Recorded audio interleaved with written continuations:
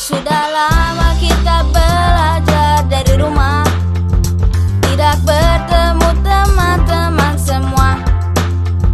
Biasanya kita belajar bersama, penuh dengan suasana riang.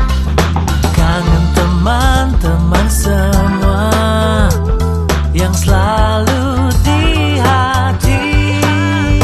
Kini tiba saatnya belajar tatap muka, terbatas dan juga aman. Atas izin orang tua kita bertemu lagi, ingatlah hari ini.